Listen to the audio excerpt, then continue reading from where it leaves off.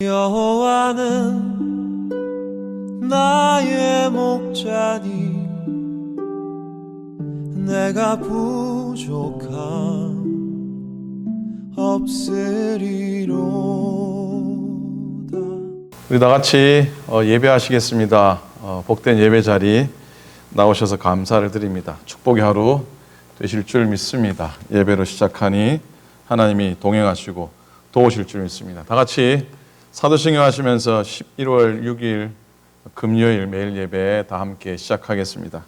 전능하사 천지를 만드신 하나님 아버지를 나가 믿사오며 그 외아들 우리 주 예수 그리스도를 믿사오니 이는 성령으로 잉태하사 동정녀 마리아에게 나시고 본디오 빌라도에게 고난을 받으사 십자가에 못 박혀 죽으시고 장사한 지 사흘 만에 죽은 자 가운데서 다시 살아나시며 하늘에 오르사 전능하신 하나님 우편에 앉아 계시다가 저리로서 산자와 죽은 자를 심판하러 오시리라. 성령을 믿사오며 거룩한 공예와 성도가 서로 교통하는 것과 죄를 사하여 주시는 것과 몸이 다시 사는 것과 영원히 사는 것을 믿사옵나이다. 아멘. 찬송하겠습니다. 302장입니다. 통일 찬송가 408장 내 주 하나님 넓고 큰 은혜는 저 큰 바다보다 깊다. 찬양합니다.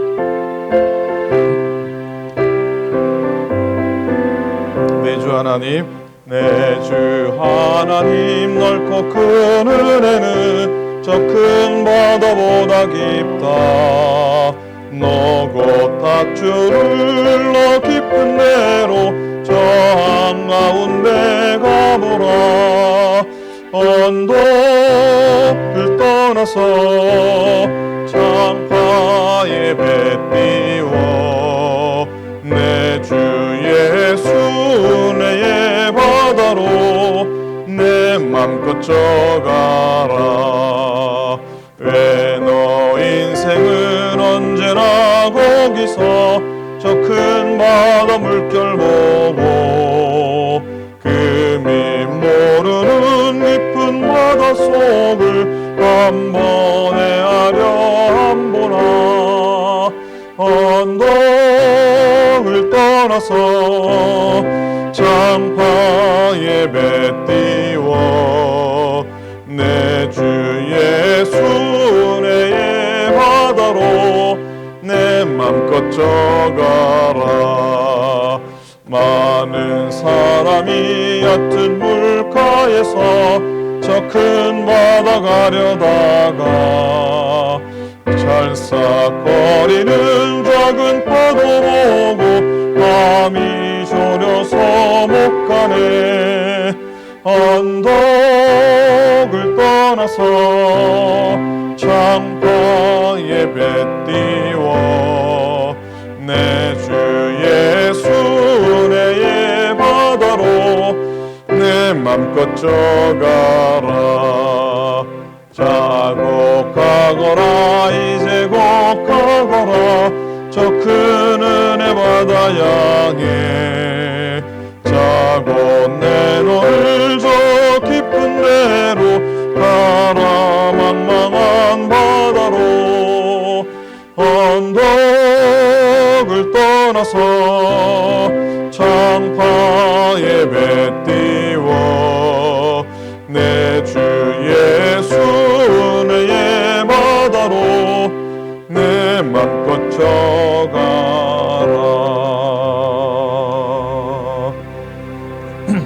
하나님 말씀 예레미야 34장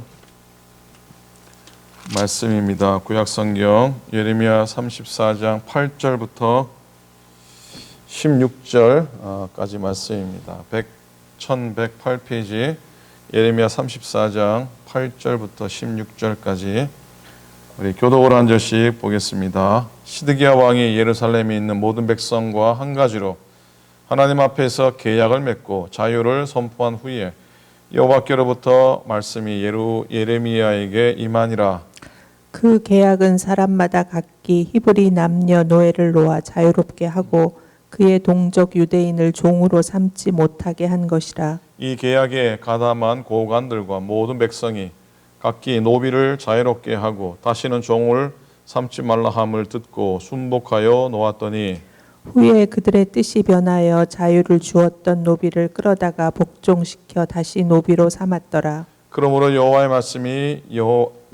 말씀이 여호와께로부터 예레미야에게 임하니라. 이르시되 이스라엘 하나님 여호와께서 이와 같이 말씀하시니라. 내가 너희 손조를 애굽 땅 종의 집에서 인도하여 낼 때에 그들과 언약을 맺으며 이르기를 너희 형제 히브리 사람이 내게 팔려왔거든 너희는 7년 되는 해에 그를 놓아 줄 것이니라. 그가 6년 동안 너를 섬겼은즉 그를 놓아 자유롭게 할지니라 하였으나 너희 손조가 내게 순종하지 아니하며 귀를 기울이지도 아니하였느니라. 그러나 너희는 이제 돌이켜 내 눈앞에서 바른 일을 행하여 각기 이웃에게 자유를 선포하되 내 이름으로 일컬음을 받는 집에서 내 앞에서 계약을 맺었거늘 함께 있습니다. 너희가 돌이켜 내 이름을 더럽히고 각기 놓아 그들의 마음대로 자유롭게 하였던 노비를 끌어다가 다시 너에게 복종시켜 너희의 노비로 삼았도다. 아멘.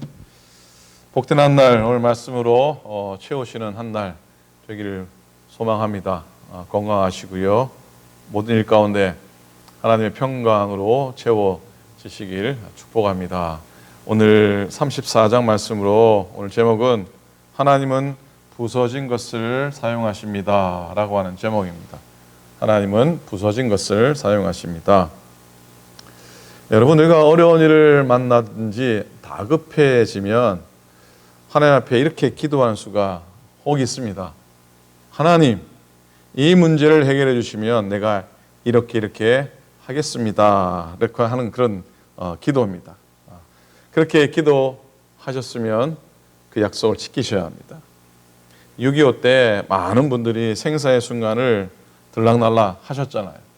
그때 예수 믿는 분들 가운데 하나님 나를 살려주시면 제가 하나님의 종으로 나의 남은 생애를 하나님께 드리겠습니다 라고 소원을 하신 분이 많으셨죠. 나중에 그 소원을 지켜서 훌륭한 목사님들 되신 분들이 많이 계십니다.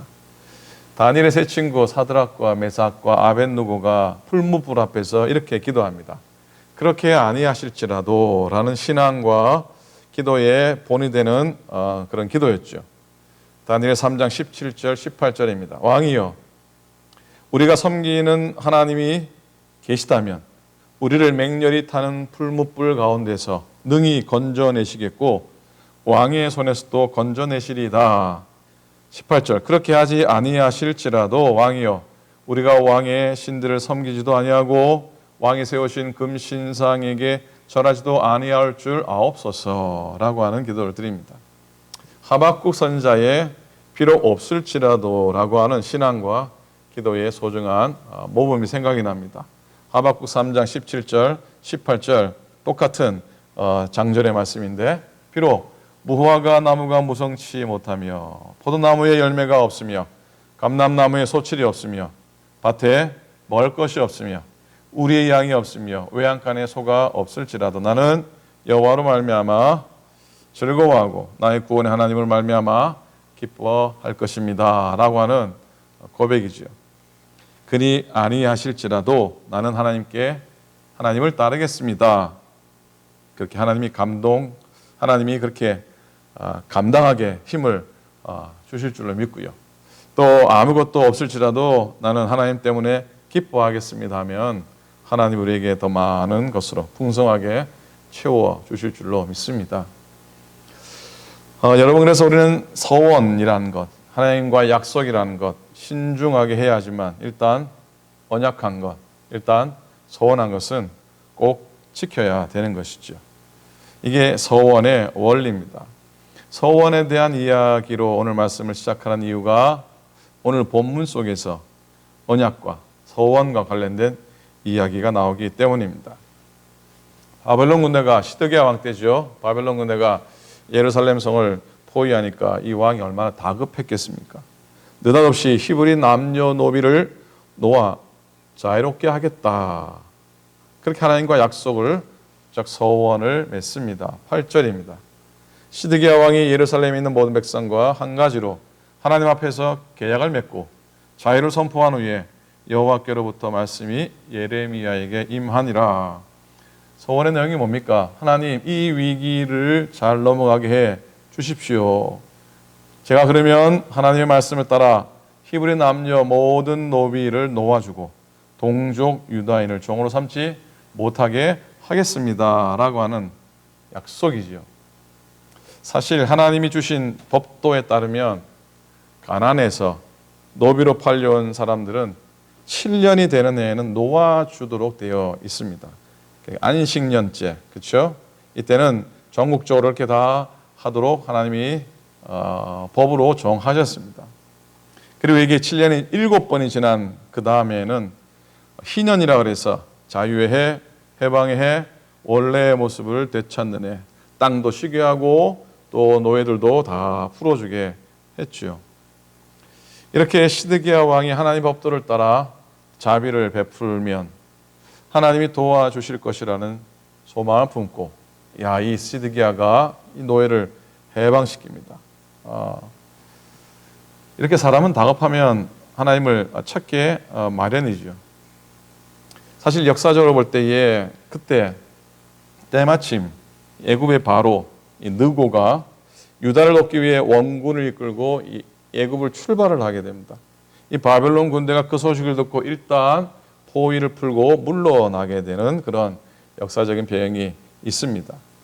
앞으로 생각하겠지만 예레미야 37장 5절에 보면은 바로의 군대가 애굽에서 나오매 예루살렘을 에워쌌던 갈대아인이 그 소문을 듣고 예루살렘에서 떠났더라 라고 기록이 되어 있거든요.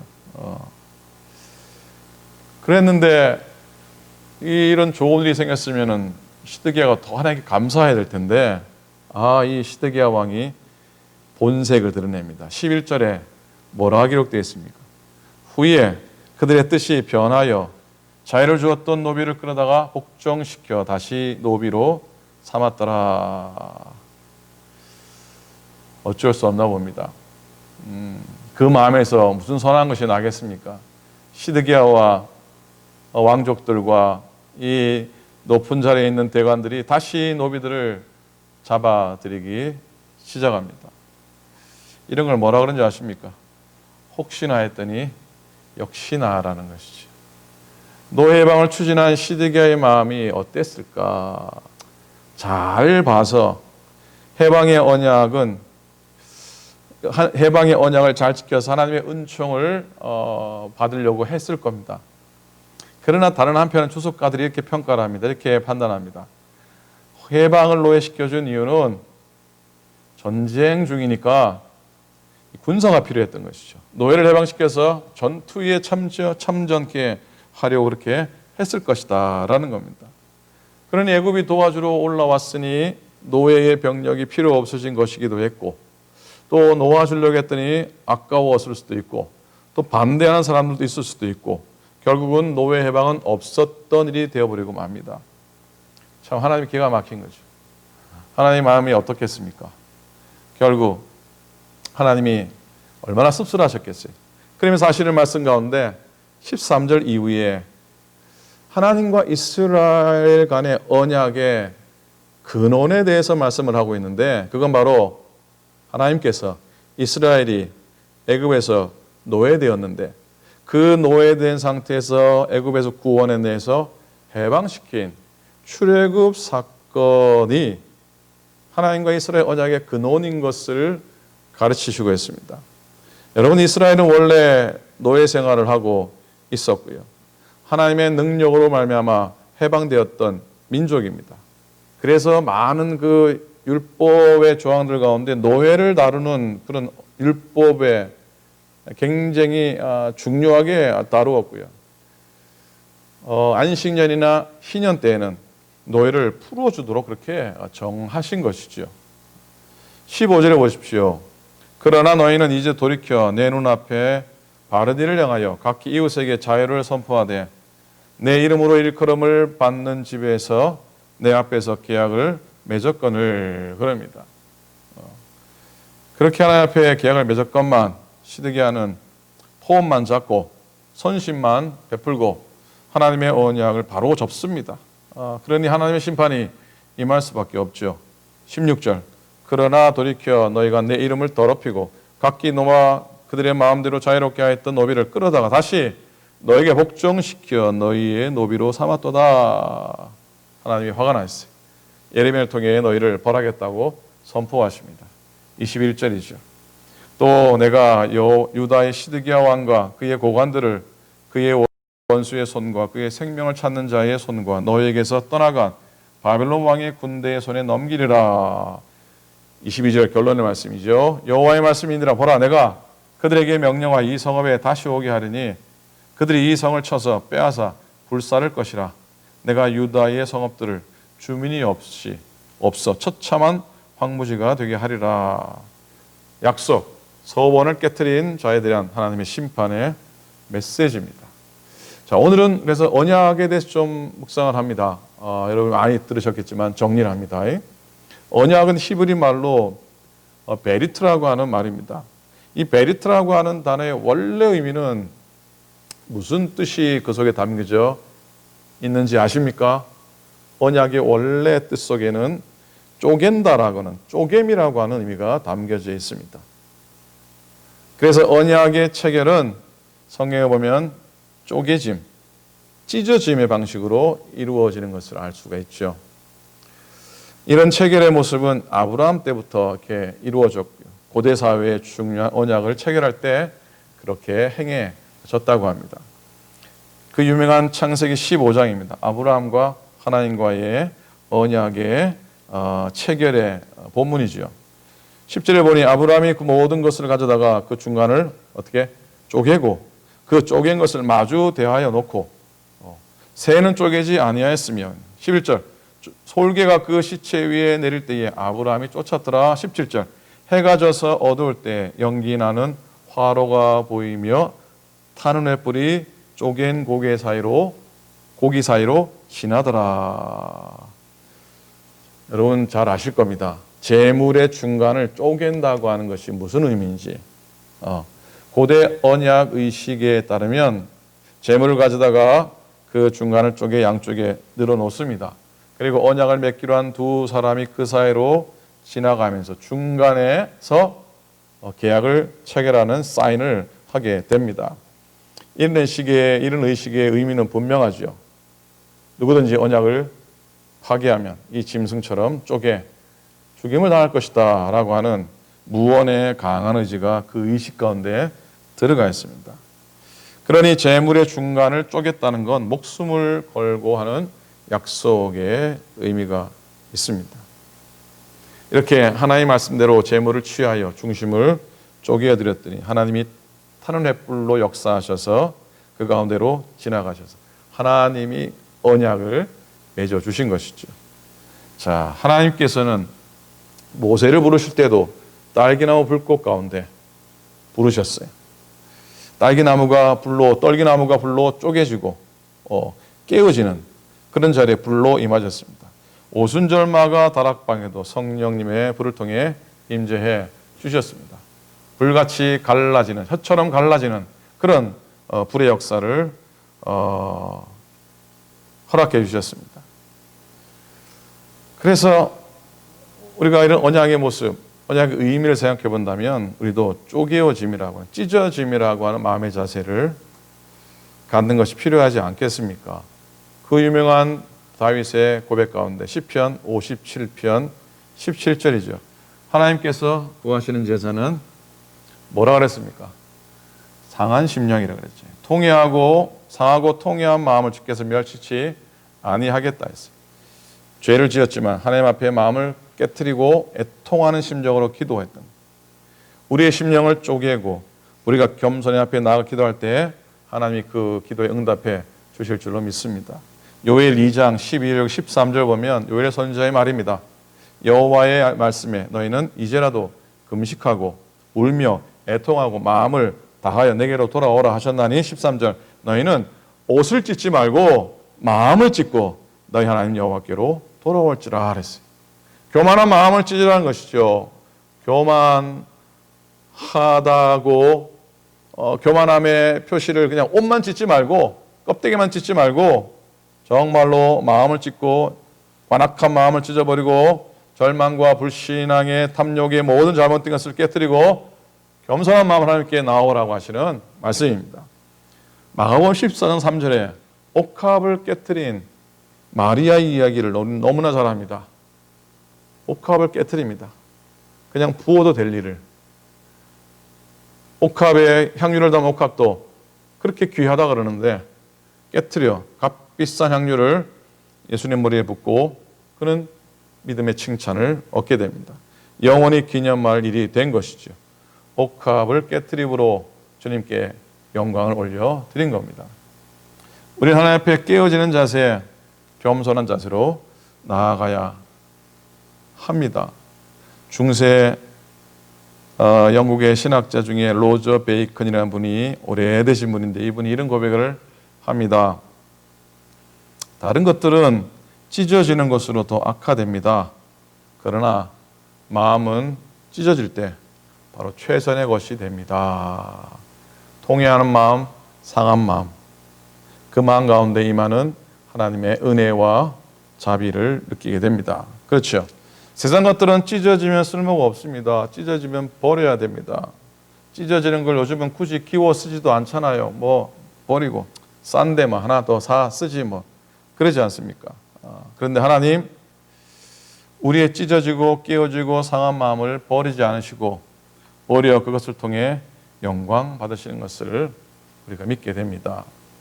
예수님께서도 자신을 버리사 하나님 앞에 향기로운 제물 되셨습니다. 십자가에 자신의 몸을 찢으셨습니다. 손과 발에 못이 박히어 옆구리에 창에 찔려 죽으심으로 당신의 몸을 하나님께 제물로 바치시게 됩니다. 여러분, 우리의 시간을 쪼개는 것, 그래서 하나님께 바치고 우리의 물질도 쪼개고 그래서 하나님께 드리는 내 재능도 하나님께 영광을 위해 쓰여지는 것이죠. 체면도 깨트리고 자아도 깨트리고 탐욕과 교만을 깨트리는 겁니다. 오래된 복음송이지만 제가 좋아하는 찬송 여러분도 아실 것 같습니다. 복음송 중에 부서져야 하리 부서져야 하리 그런 찬송이 있습니다.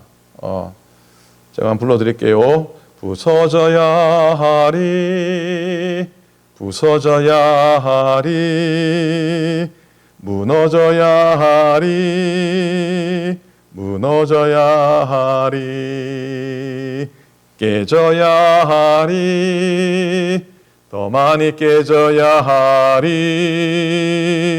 씻겨야 하리 깨끗이 씻겨야 하리 다 버리고 다 고치고 겸손히 낮아져도 주 앞에서 정결타고 자랑치 못할 거예요. 부서져야 하리 부서져야 하리 깨져야 하리 깨끗이 씻겨야 하리. 아멘. 히브리 격언에 하나님은 부서진 것들을 사용하십니다 라는 말이 있다고 합니다. 오늘의 말씀의 제목이죠. 흙이 깨지고 부서져야 곡식을 내고 곡식이 부서졌을 때 빵이 되고 빵이 부서져야 우리의 몸에 에너지가 되는 것이죠. 포도도 깨어질 때 포도주가 되는 법이죠. 사랑하는 여러분, 오늘도 하루 살아가고 우리 믿음의 길을 걸어갈 때 하나님의 언약을 지키는 과정이 비록 깨어지고 찢겨지고 부서지는 과정일지라도 그 과정을 통해 하나님 우리가 역사하시고 은혜와 축복을 베풀어 주신다 그 사실을 믿고 오늘도 담대하게 은혜 안에 견고히 서시기를 우리 주님의 이름으로 간절히 축원을 드립니다. 아멘. 기도하겠습니다. 고맙습니다. 감사합니다. 오늘도 예배 시간을 허락해 주셔서 참으로 고맙습니다. 때로는 이 어려운 시간을 어떻게 지나갈고 하지만 또 때가 지나니 하나님이 선한 길로 복된 소식들로 감사한 일들로 우리들에게 채워 주시는 줄로 믿습니다. 하나님 아버지, 때로는 우리가 삶이 깨어지고 부서지고 무너져서 아프지만 하나님 그 과정이 하나님의 모습으로 새롭게 빚어지고 하나님의 언약이 성취되는 과정이라면 잘 견뎌내서 정말로 정금같이 주 앞에 나아가는 우리 모두가 되도록 인도하여 주시옵소서. 가정마다 기도의 제목들이 있습니다. 하나님과 약속하며 소원한 모든 기도의 제목들 하나님 앞에 내어놓고 이룸받을 때 하나님과 약속을 잘 지키는 저희가 되도록 축복하여 주시옵소서.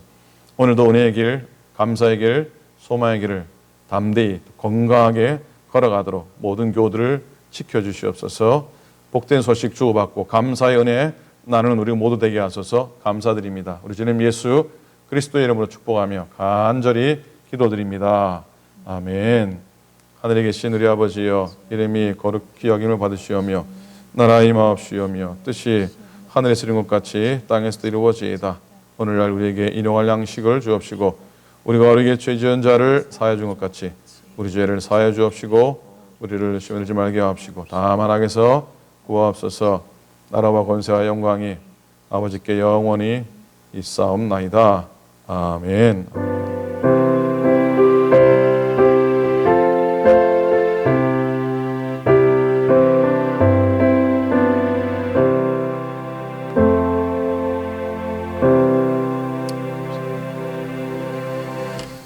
고맙습니다. 은혜 하루 되시기 바라고요. 요즘 날씨가 또 살짝 더운 감이 없지 않은데 또 코로나도 심해지고 대통령 선거 결과로 인해 또 혼란이 있는 것 같습니다. 여러분 평안하게 지내시고 그 가운데서 또 은혜를 따라 오늘도 담대히 하루 지나시길 축복합니다. 내일도 예배 가운데 찾아뵙도록 하겠습니다. 고맙습니다. 여호와는 나의 목자니 내가 부족함 없으리로